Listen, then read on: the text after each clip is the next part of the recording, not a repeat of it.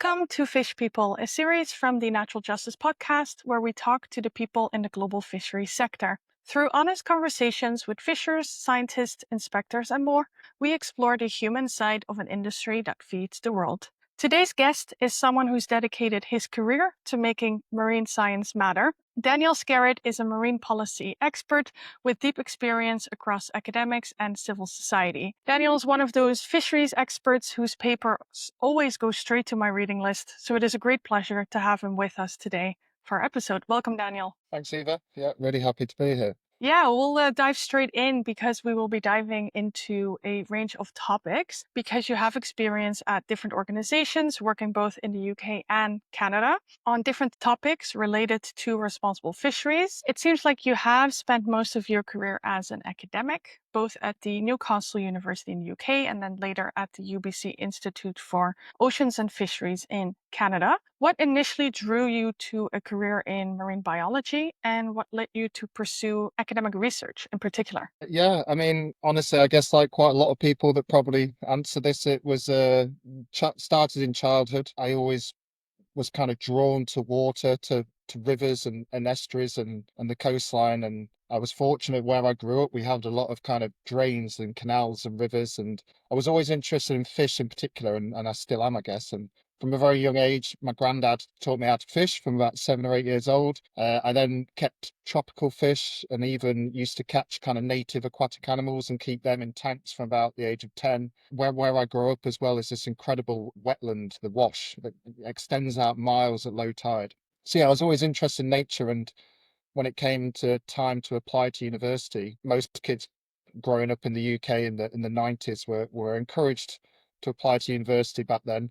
It was a lot cheaper. It wasn't quite free, but it was a lot cheaper. And I don't know, it kind of felt like the natural thing for me to do, despite being, one of the first generation in our family to even go into higher education. And when I started looking for all these, prospectuses from the universities, marine biology just stood out to me as something really exciting and something I wanted to do. I think oddly enough, as I said, with my background, I wasn't really interested in kind of coral reefs and cetaceans as quite a few of my peers when I ended up joining university were. I just wanted to learn more about estuaries and about the North Sea commercial fisheries, things that I'd kind of grown up around and I'd seen, day in, day out. I just wanted to learn more about them and find out more about them. And then I guess kind of the career in academia. I was quite fortunate. An opportunity came up to continue doing research after my undergrad to study the crab and lobster fisheries in Northumberland. I'd kind of made home in Newcastle. I was really enjoying it there. And so, I jumped to that opportunity and I really loved it. I started really interacting with the fishing communities, started to understand fisheries, a bit in more detail, like this amazing mix of people and ecosystems and policies and economics, all these things together. And yeah, ever since then, I've worked on fisheries. I've just found them amazing. And I think a career in academia, I don't always see myself as an academic. I kind of move between different careers, I guess. But academia, what I loved is it gave me a lot of freedom to kind of explore that complexity of fisheries, trying to always understand it better, and explain that understanding, I guess, to people that are interested and that will listen. Yeah. So I think my love of fish, I would say, is the basic point of what kind of led It's me a into good this. summary. Yeah. And it is, as you mentioned, very often I hear that for particularly those that went into marine biology, that it's something that just a love that started very much at a young age. So in your career, you've worked both on, the academic side, academic research, but you've also done a lot of research in the context of consultancy work. So ultimately, both those types of institutes do play a role in shaping the different fisheries policies that we have. How would you say there is a difference between developing science at a university, for instance, or for a consultancy and the type of work there? Yeah, it's a really good question. I think, and there's a lot of kind of overlap between the two, and obviously academics are sometimes consultants and consultants sometimes will, Mm-hmm. do novel research and write papers. I think the biggest difference is kind of the kind of speed of it, compared to Mm-hmm. academia often.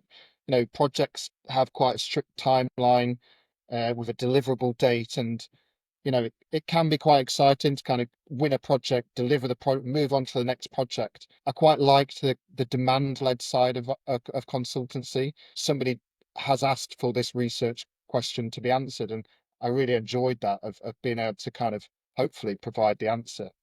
Conversely, in academia, often it's kind of you're coming up with your own research questions. I mean, it can be demand-led as well, but it's often kind of interest led. I don't know. I really appreciate both sides of it. As I say, for me, consultancy side can sometimes be quite exciting, rapid. You're moving subjects a lot. Mhm. Academia, you can spend six, seven, a lifetime studying kind of one area. As in consultancy, you can jump around so much. It could be, the work I was doing could be looking at harvest control rules on tuna fisheries, for a couple of months, and then suddenly small scale fisheries in Liberia, and then kind of an economic policy evaluation for European Commission. It's so variable, and I think that's what I found quite exciting about it. And I say sometimes I've kind of dipped in and out of the two worlds through my career. Yeah, I must say that resonates with me as well because I started a PhD only a year ago, so I very much stepped into that world of academia as with someone who already thinks more like a consultant or thinks like a business, where kind of the approach I've taken looking a lot more at national legal systems, for instance, instead of international, which probably a lot of law of the sea scholars would be more likely to do. But now, I've actually been working in the sector for a while, so I feel like, yeah, that's all great aspirations, but in reality, it doesn't really work like that. That's not really the primary thing that we look at. So I love really the combination of doing that research with, I would say, the level of um, rigor that you would expect at an academic level, but then looking at things maybe just a bit more practically, like, okay, what are really the questions here? What do we ultimately need to have better fisheries management and safeguards for our marine resources? So yeah, very interesting. I just sorry, so on that as well, I do think as well, you know, I think you're going to enjoy. I mean, I loved doing my PhD. It was amazing. Obviously, at times I hated it, but overall thankful that I did get the opportunity to do one. But I think the other important part of academia, I remember when I was doing my PhD and people would talk about like when you finished and going into the real world. And I Hmm. found that a bit frustrating because like I understand what they're saying, but like I also think, particularly at the moment in the UK anyway, and I think in North America as well, I do think like protecting academia, like research for the sake of kind of just wanting to know is really important as well. Like not all research has to be demand led. I think we need to make sure there's space for exploration because sometimes that's how we discover new things, or you Hmm. know we might not know that something that was researched decades ago actually ends up being important. So I'm think that kind of aspect of academia should be protected as well, but I understand what you're saying about the kind of also wanting to apply it, right? Yeah. And I think it's also different, of course I come at it much more from a legal perspective. And honestly, there's quite a lot of money in law and legal questions. And maybe not so much in marine science. So it is important that there you are just continuously doing that work, even though it's not, as you say, always that demand driven. So I do think, kind of talking about the role of these different stakeholders, it will just vary, and the role of academia it will vary depending on kind of what segment you are thinking of. So yeah, thanks for that addition. It's a really important point. So your current work, which is at Oceana, it involves a lot of focus also on an initiative that's called the Transparent Oceans Initiative. And could you tell us a little bit more about what this initiative aims to achieve? And also thinking of some of the earlier experience in your career, linking that to this project and why this initiative is so important. Our objective is to kind of shine a light on some of the more murky areas of industrial fishing, and primarily on distant water fishing fleets. So these are fishing fleets that, may stay at sea for over a year at a time, and, are generally fishing outside of domestic waters, moving between different jurisdictions or fishing in the high seas. And, as I say, we're trying to kind of reveal some of the behaviors, patterns, or structures that exist within this international fishing fleet. So we've worked on things like fisheries subsidies, looking at the kind of corporate ownership around these fishing fleets, and also obviously where they are. I think what I really like about it, especially working on distant water fishing fleets, is it brings together a lot of different disciplines and actors, not just kind of geographically, but also kind of culturally with our different disciplines and different kind of politics, I guess. Touches on some of the kind of hardest parts of the fishing fleet or the ocean to govern, as I say, particularly the high seas, right? These areas beyond national jurisdiction, these fishing fleets that aren't really place based. They're often kind of hidden. Yeah, and as I say, I think because they're so difficult to moderate, these fishing fleets and control, and often there's not a lot known about them. And our kind of more traditional means of managing fisheries don't always apply. I think that's why this kind of the work we do is quite important. Mentioned some very important elements there. One of them is subsidies, which we'll dive more into later. But first, I wanted to maybe more generally talk to you about fisheries transparency or transparency in at-sea activity, because this is something we both work on frequently.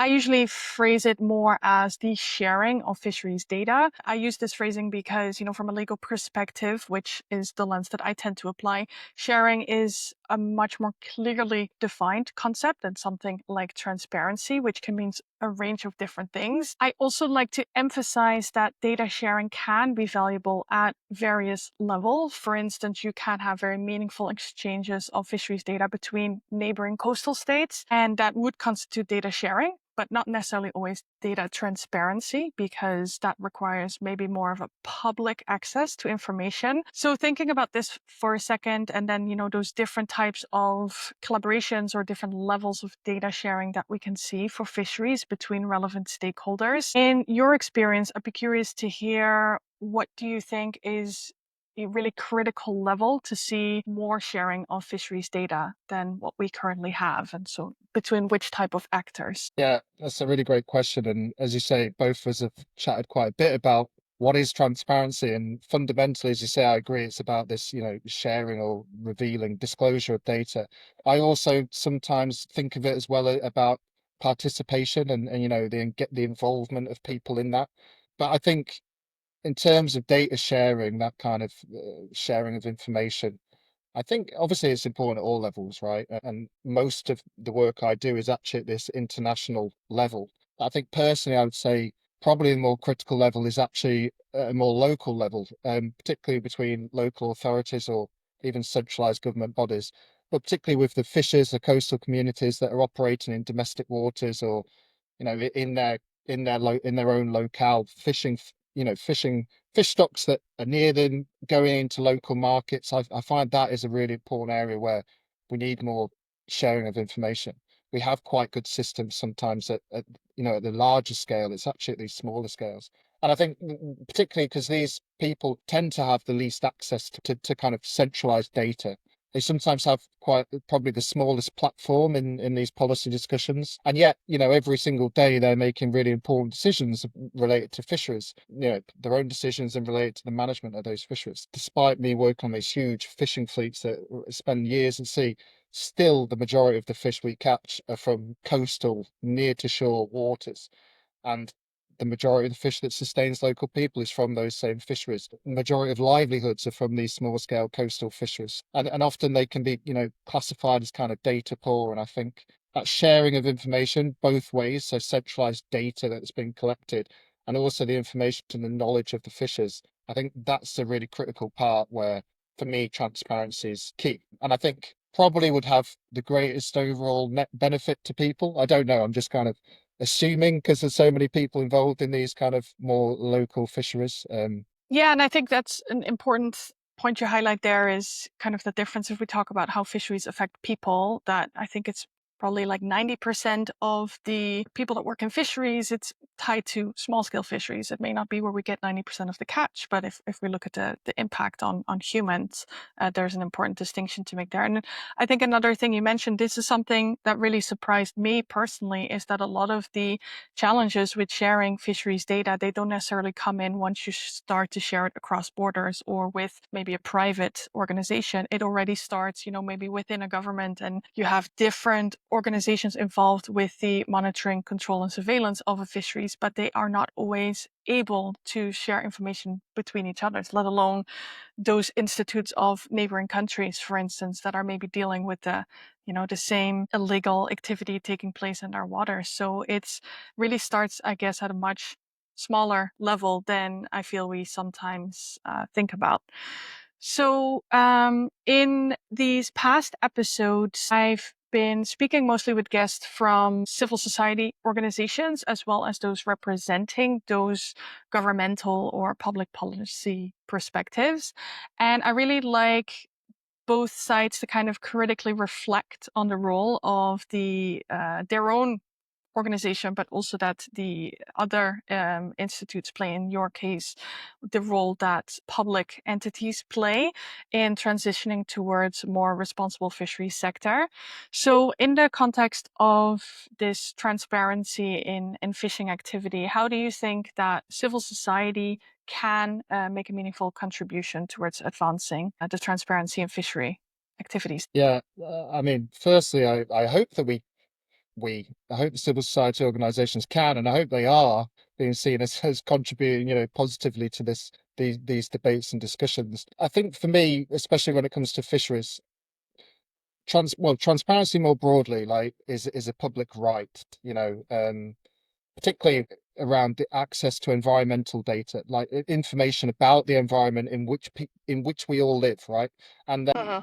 information about the exploitation of public resources like fish. So I feel as though like we have, as a member of the public and society, a right to access this information. And historically, as we know, the rights aren't just kind of given out freely. Like there aren't, even if we think there might be innate rights, like you have to win those rights usually. You have to fight for them, you have to defend them. And I think for me, that's where CSOs can step in. And I think they should. I think CSOs often have the freedom to kind of push government to release information related to fisheries, make sure that hopefully stakeholders actually have the tools and the resources to kind of access that information and use it. Because, a lot of society maybe don't think about fisheries or don't think about these transparency issues, and understandably people have a lot of stuff, a lot of other things to think about. That's where I see CSOs kind of stepping in and making those, because I think without those demands from CSOs, progress would probably be slow, might not even happen at all. I think you need kind of both sides of that. I understand there are limitations to transparency. We shouldn't just reveal everything. But I think it's kind of our role is to kind of try and pull one way, and to make sure that sufficient information is revealed that the public and people can decide if we're doing a good job of managing these fisheries, or how we're exploiting Uh-huh. them is appropriate. We can't make fisheries more transparent on our own, right? We can only kind of request, demand, push for it. We can collaborate with them, but we don't have the power, right? Uh-huh. To kind of make those changes. And so, we push for policy change.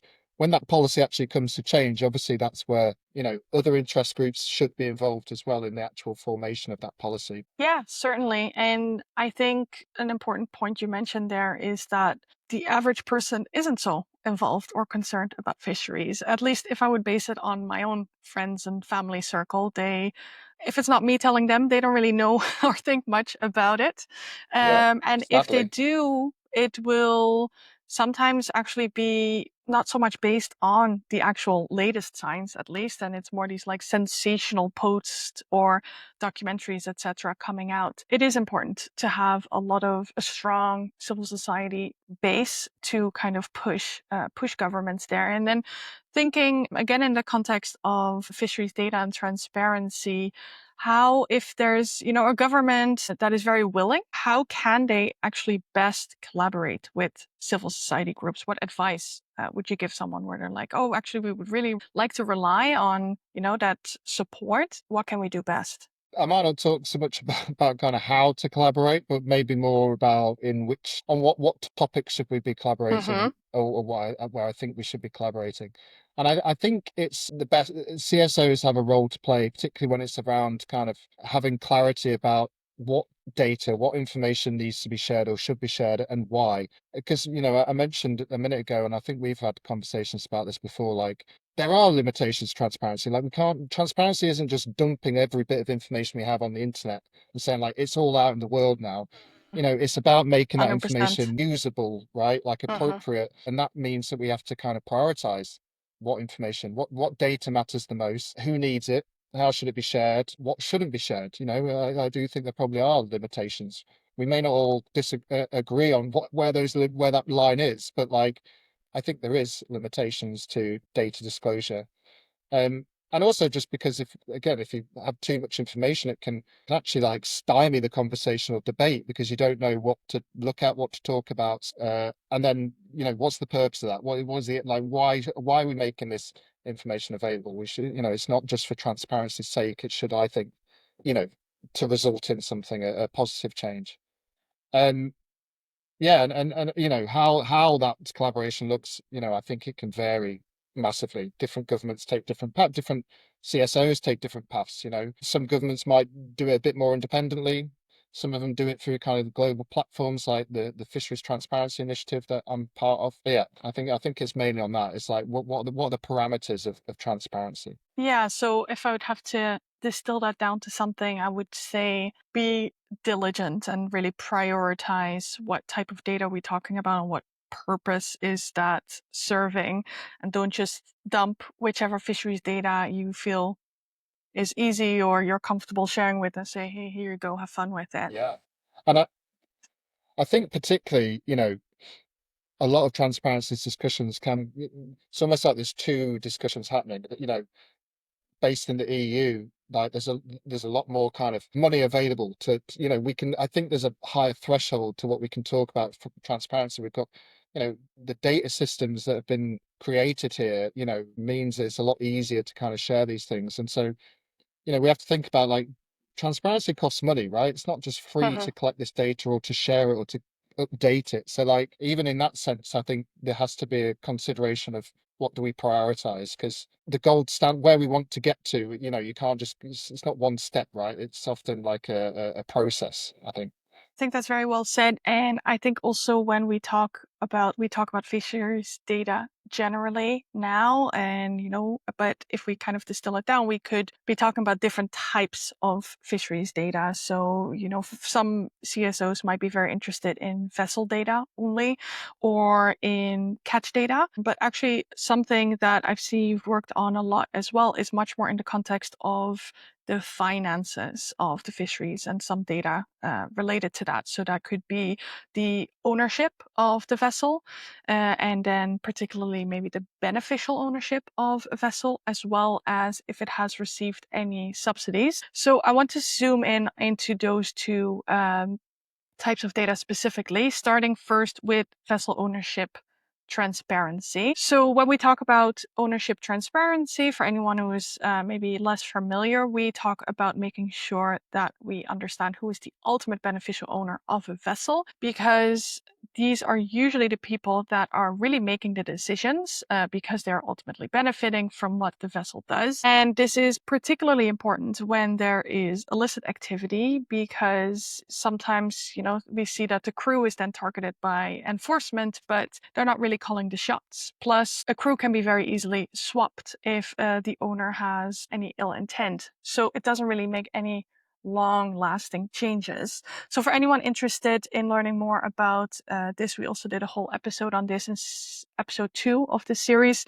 And something I wanted to zoom in there with you, Daniel, is actually something that came up in this conversation, because this conversation was with a lawyer who's looked a lot at the role of the state where the vessel owner is registered. And we talked a lot about the role that civil societies can play here in, uncovering the beneficial ownership. And especially in cases where maybe the state itself that is affected by the illegal activity does not have the resources to do a lot of this research.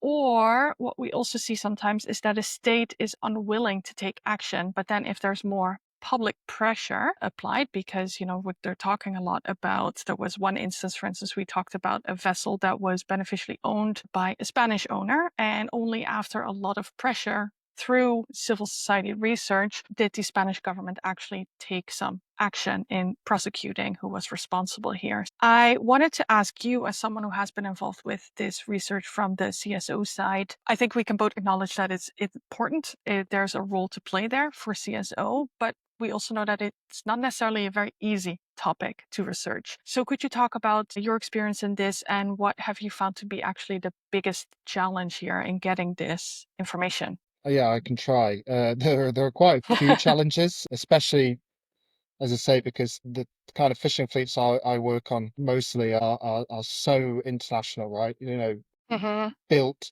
owned, registered, fishing, selling their catch all across different parts of the ocean, different jurisdictions. So that's the first challenge, right? Is kind of switching between these different legal jurisdictions and requirements. And you can be, you know, looking at particular vessels. And we had this with a policy brief we put out. By the time we let the companies know, like we're putting this policy brief out in a few days, came out and the vessels were reflagged, and you know, so like this whole Mm. policy brief is automatically out of date. So I think that's the big challenge, is the kind of international element of this. And I think as well in fisheries, you know, there's a lot of discussion about beneficial ownership.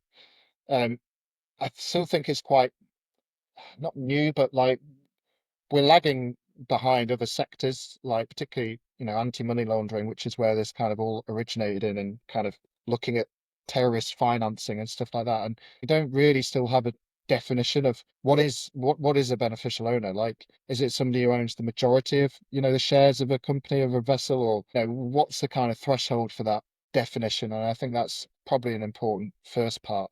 I think for me, you know, although the research can be quite difficult, and it would be greatly improved by having government, centralized government kind of led databases. It would make it a lot more easy to verify and have trust in the information that we're getting. But I think another big challenge is about the kind of, what do we do even if we got all this data? Let's say that we do create for all distant water fishing fleets like a list of all the beneficial owners. We've agreed what that means, and we have a list of it. What do we do next? Like, what are the laws that are in place? What are beneficial owners accountable for? What they're responsible for? Like, are we able to sanction them, revoke their ownership?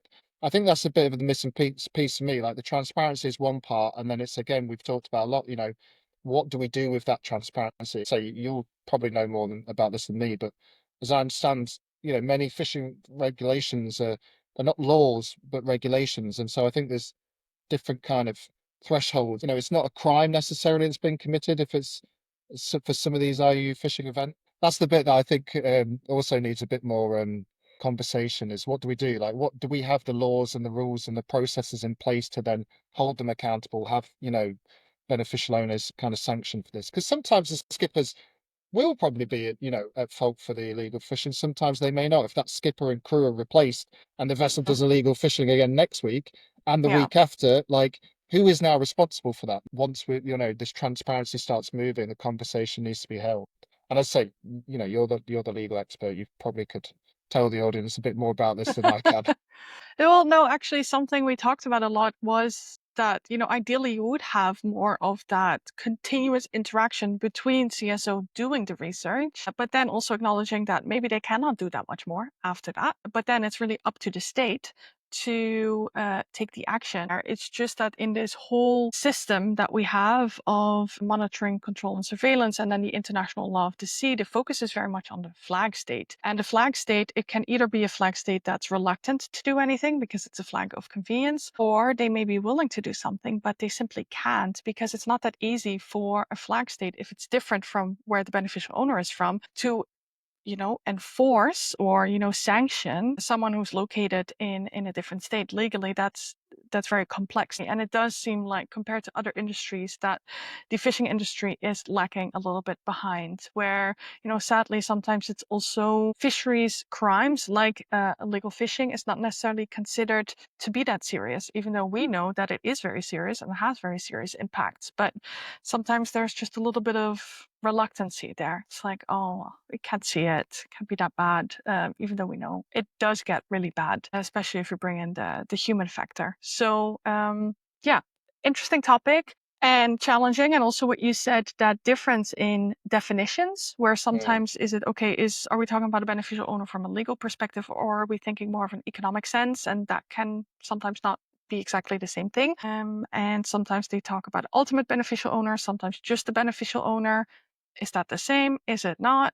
Gets down to really simple things like having inconsistent terminology. But from a legal perspective, that will completely impact the scope of where your legal protections apply, yes or no. So it does have really a big impact. Another topic in the context of transparency that I wanted to zoom in on is subsidies, because you've worked on this topic and I've actually not had a speaker before that knows a lot about this. So I wanted to start off first by asking you if you could explain what is a fishery subsidies and their impact, and why can this be so harmful? Simply, a fisheries subsidies is government financial support, usually to the private sector. In this case, I guess the fisheries sector. And that financial support could be direct, like it could be a direct transfer of wealth, like a grant to renew a fishing vessel or to improve a fishing vessel. Or, it could be the building of a new landing site, for example, like paid for by the government. Or it could be indirect. It could be tax breaks, the relief from paying taxes. So it's a kind of indirect financial transfer. Um, Essentially, it's some kind of a government. I'm going to say manipulation, but it's not always a negative thing of the kind of the economics of a sector, right? And usually, governments would do that to make the sector more competitive, to kind of maybe give it support while it's going through a tough time, or to make it more productive, more efficient, in a way, or simply just to keep that sector going. Then there may be a lot of jobs in a sector, and so subsidies are provided. I think historically there was a huge boom in, the amount of subsidies provided after like World War II, for example, as you needed to like restart all these sectors, especially fishing, that had kind of, gone dormant to some extent. So in principle, that subsidy, the provision of wealth, isn't inherently a bad thing, right? There are loads Mm, of good subsidies that exist. Even like spending money on enforcement, is a subsidy, right? But they can also cause trade injuries. This is often what you'll hear about in the WTO, the World Trade Organization. Actually, one of its main roles is to kind of settle disputes around tariffs or subsidy-induced trade injury, where it's like unfair competition. But in the context of fisheries, when we say they're harmful or capacity enhancing, what it is that government investment is essentially maintaining a fishing fleet or a level of fishing effort that is above what would otherwise be either biologically sustainable because there aren't enough fish to kind of keep that level of fishing going, or economically unsustainable in that like they just wouldn't make a profit in the way it's done without that kind of that subsidy from the government, reducing the costs or increasing their kind of earnings. And so that's where we call it capacity enhancing because it's maintaining the size of that fishing fleet or the effort from that fishing fleet at a level that wouldn't be sustainable in the absence of that subsidy. And that's where we kind of group them into this harmful category. But it can be really complicated. We also have this category in academia anyway about ambiguous subsidies. These subsidies that like, if you did it with the right measures, it could be good for the society and the fishing industry. And if you do it without those measures in place, it could be bad. So it depends how they're implemented. But yeah, hopefully that's kind of not too technical, but a good summary of what fisheries subsidies are. yeah, and it's not an easy thing to explain. And as you say, it's not unique to fisheries. You see No. it with a lot of different industries. I think in the Netherlands we've done it with the dairy industry, and now we have so much milk we don't know what to do with it. It doesn't necessarily have to be bad. It can be. And we certainly have seen that in fisheries that they can be harmful. This has also been highlighted in different international fora. And after a long period of talking, the WTO, the World Trade Organization, did come with a fisheries subsidies agreement. This was finalized in 2022. It aims to tackle specifically those harmful subsidies that contribute to overfishing, maybe illegal fishing, or depletion of fish stocks more generally. It has not entered into force yet. This is a bit of a technical story, but for some of these international agreements, you need a certain amount of what we call ratifications by the members of the World Trade Organization for it to actually enter into force. Do you think, however, already looking at practice or, some of these discussions and the impact of these harmful subsidies, do you see that there has already been any progress here since we started talking and prioritizing maybe the combating some of these impacts of illegal fishing recently? Or do you think until that agreement enters into force, we won't see much change? I think there's been some progress, yeah. I don't think we should overstate it, even with regards to this agreement. And we could do a whole hour on this, but I'll try and kind of explain why I'm saying that. So this is actually a partial agreement. So it's called, like, colloquially, we might call it Fish One. It's part of the agreement. So they've spent 25 years to kind of negotiating this at the World Trade Organization. And yeah, this first part rules on subsidies provided to illegal fishing and subsidies provided to fishing on overfish stocks, so unsustainable fish stocks. You can no longer provide government subsidies to fishing on those stocks. It doesn't actually remove subsidies that are just harmful in general. That's the second part of the negotiation, Fish Two, which is still being negotiated now. So once this first Fish One comes into force, assuming it does, I think we need 10 more ratifications. The Yeah, we're rules of close. the yeah, I think it needed like 110. So I think we're nearly Hmm. I think we need 10 more. Once that comes in place, like, those first rules will be active. Like, countries will have to show, or members of the WTO, that they're kind of adhering to those rules, unless they get certain kind of clauses, certain developing countries and things like that. It then sets off this what's called a sunset clause. So I think it's 4 years, 4 or 5 years from the time of Fish One coming into force, where they have to agree Fish Two. That what I think is the real teeth of this agreement. They have to get that agreed, I think, in this window. And if they don't, then the whole thing gets kind of, collapses. So we're making progress. There's still work to be done. Fish Two is proving a lot more difficult. Well, I say that Fish One took 25 years, but Fish Two is proving quite difficult to get through still. But to go back to kind of your question about have we seen progress, I think we have seen progress in transparency. Like, there's more information available now about the level of subsidization that a lot of countries are providing, which wasn't there decades ago, including, China, for example. There's a lot more information available about, the subsidies they're providing. Obviously, the EU, we do have kind of the OECD have an online data set of subsidy provision. So I think, yeah, there has been progress. Like, again, to use the EU as an example, because I've studied subsidies there probably the most, there has been progress towards redirecting some of that taxpayers' money that was, you know, the majority of which was being provided for harmful subsidies. There has been a kind of the proportion of harmful to beneficial has changed over the last like 20 years. And so, there is progress.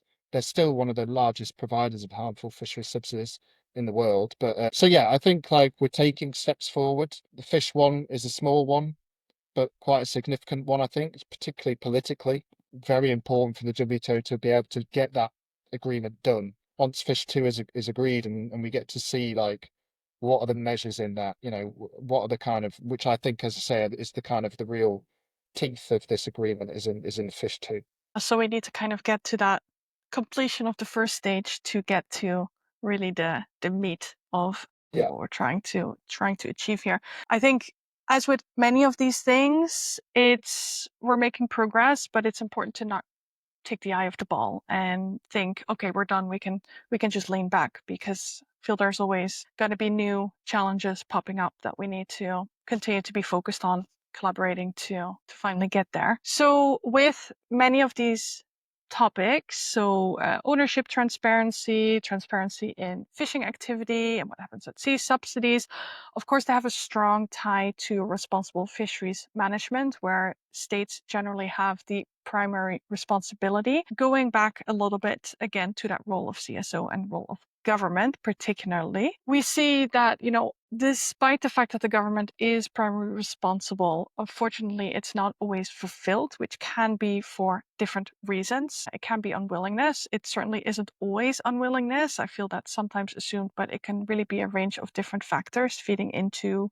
that. As we know, fisheries management is very complex. But in your experience, what have you seen that is maybe a biggest weakness of government, and maybe a reason to not necessarily always wait for government action and make sure that these other stakeholders play a role, like CSO as well? And as I say, I think that's the role of can be one of the roles of CSOs, is to kind of, try and hurry that action along, like we talked about earlier. I think is that risk of delay, like especially with subsidies, for example. Hmm. Every year that we're waiting for, these actions, and I understand that this multilateral action in the World Trade Organization is incredibly complicated, and it has a lot of like political issues tied to it. It's not as simple as making some fisheries regulation. But every year we wait, more public money, taxpayers' money, is going towards fueling over capacity, fueling over fishing. And as I say, that's not to say all subsidies are doing that or that all nations are necessarily doing that. But as research shows, there certainly is a huge amount, there's a huge amount of money that is doing that. Our last estimate was that about 21 billion dollars every year is spent on harmful fisheries subsidies. That could be working towards something else.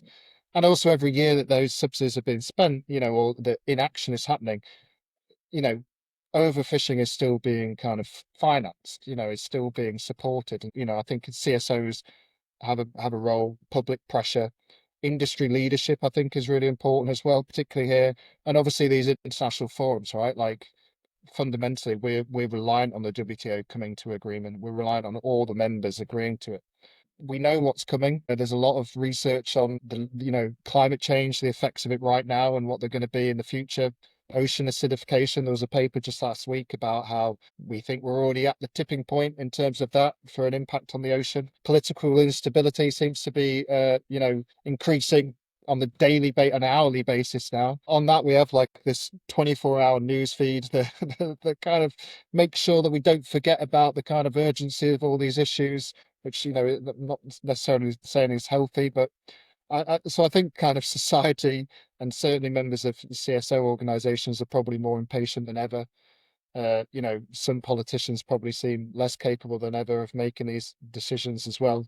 It's going to be a harder place to kind of recover from if these impacts of subsidies and overfishing continue to happen in the context of the other issues that are looming or here now. Yeah, and I don't think it's dramatic at all. I think we certainly live in, I'm still trying to think of the long term and, this is just temporary, but we certainly don't seem to have leaders in place right now that aspire a lot of confidence in the role of government sometimes with these environmental challenges, even though normally I would generally say that a strength of government is its stability and, the fact that, yes, it can be slow because it takes a while to establish new policy, legislation, and everything, but then it's there. And it also means that you can't just throw it out that easily. Ultimately, that is the way it works. And that can be a strength, but maybe also a weakness of government, that it just takes a time. And yeah, what we see now with even sometimes that stability not being there, we do see maybe ever more important role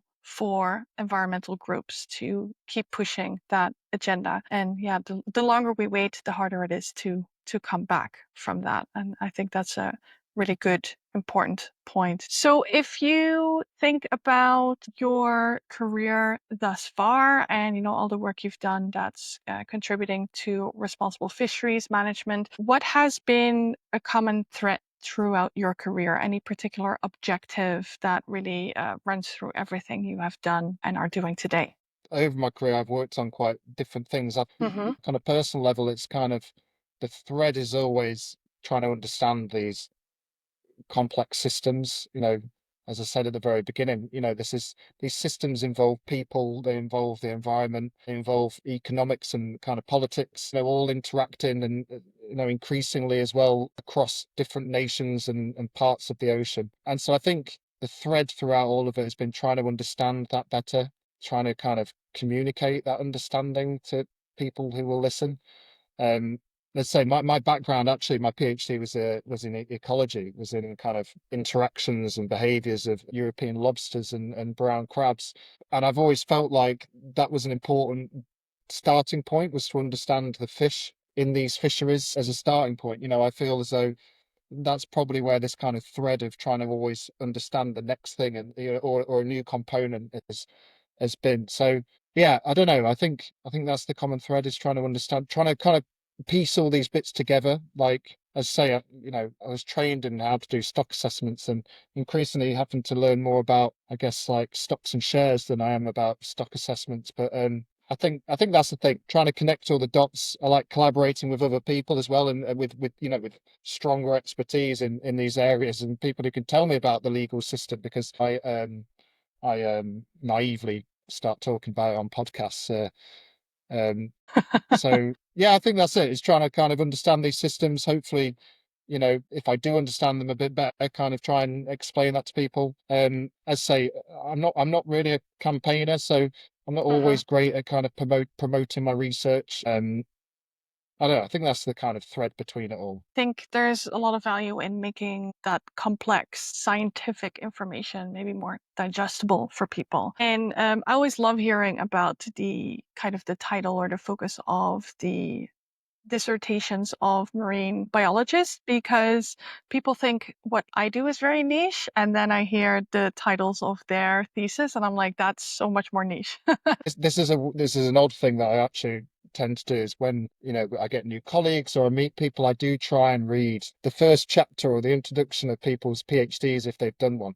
Because they were, especially in the UK, they're all publicly available. They're all stored in a library. So it's quite interesting, especially people who've, maybe decades down the line in their career, because you can suddenly these people working on fisheries economics were studying kind of like some small invertebrate in like mountain streams. And you're like, this is fascinating. Yeah. Uh, Yeah. maybe a bit weird. Maybe I don't think this is public, so it's not that weird. Yeah, I mean, I was once at a house party somewhere and I met someone who was doing research into a specific immune disease in a specific type of shark. And I was just like, tell me everything. That sounds Yeah, amazing. yeah. And you got But yeah, 5 chapters on that. That's great. yeah, exactly. But yeah, you spend years of your life on that. So if someone talking about PhDs and universities, so if someone is going to graduate soon and he wants to contribute to more responsible fisheries and work in that sector as well, would you have any piece of advice to give them? Yeah, yeah, I definitely would. I mean, I love chatting about this stuff, I think. I think, and I'm going to focus, as you say, on kind of somebody maybe coming out of academia or somebody, working in an NGO or CSO. I think my main advice would be to get out, to get to know the people and the places behind these data, people living and the animals living in these systems that you're trying to understand. And even, trying to change. I'm not saying you have to spend 5 years, at sea and but spend some time with fishers, with processors, with coastal communities, or understanding how these systems really work because fisheries don't exist in spreadsheets and computer models, right? They're simulations of these things.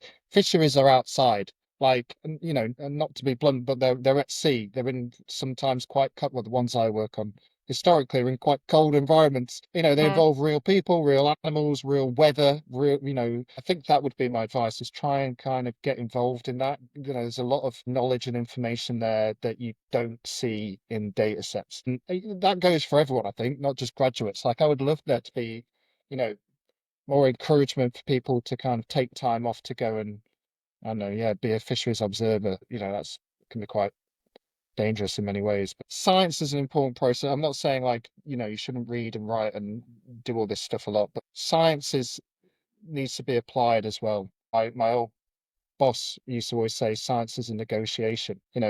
We think of it as this like perfect process, but whether you're negotiating with your co-authors while you're trying to write something, feedback from reviewers or editors, when you then publish that science and transposing it into policy requires negotiation. And negotiation is fundamentally about relationships, understanding values, perspectives.